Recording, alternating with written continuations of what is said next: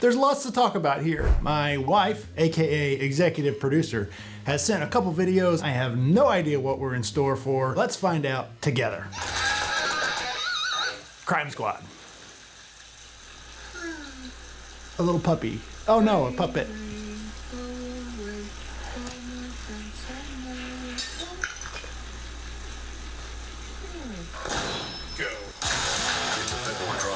To change the weather without informing the Secretary of Commerce. Yeah! I'm back! Yay, Dad! How was North Carolina? It's great. I brought you some peanuts. Get him. What the fuck? It's a federal crime to leave the Carolinas with raw peanuts and shells. Yeah! I'm back again! Oh my! Yay, Dad! How was Rikers Island? I brought you some peanuts. From New York. Get him. Not again. It's a federal crime to leave New York with a used burlap bag. Oh my.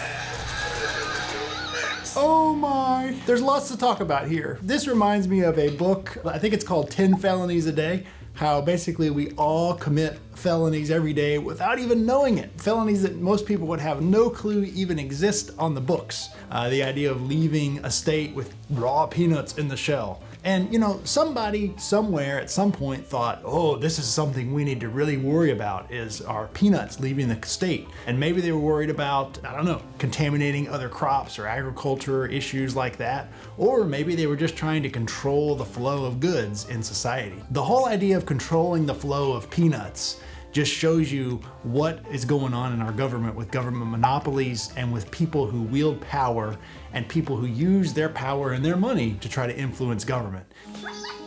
Oh, what a cute little puppy! Oh, thank you. So much energy. That's why I got the longer leash. Go! It's a federal crime to bring an animal to a public land recreation area on a leash longer than 6 feet. That's unbelievable. It's unbelievable that it will be a crime to have a leash longer than 6 feet. It doesn't make any sense. Why we care that your leash is longer than 6 feet as long as you have control of your animal. This also actually reminds me that the idea that any traffic offense that you commit on federal land is a federal crime. So we get calls into my law office all the time for people who are charged with speeding, reckless driving, DUI, things like that on federal lands.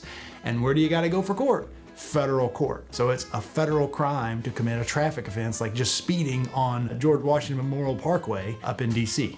Crazy. I could climb that wall over there. Please stop. Ride that elephant. Dude, you're embarrassing yourself. You think I won't? It's time to go home. I could fight a monkey. Is that Bert? I'll fight that monkey that's over right there. Or Ernie. Dumb-looking thing. Just go home.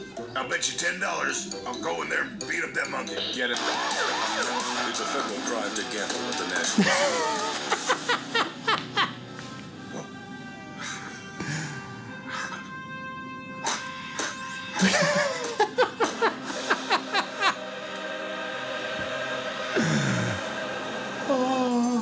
One frozen cherry tart, please. Sure. You want the 4-inch tart or the 6-inch tart? I'm so sorry. You wearing a wire, you rat? They made me do it. They made me do it. It's a federal crime to call a frozen cherry pie a frozen cherry tart if its diameter is more than 4 inches. Yeah! Okay, it's so stupid.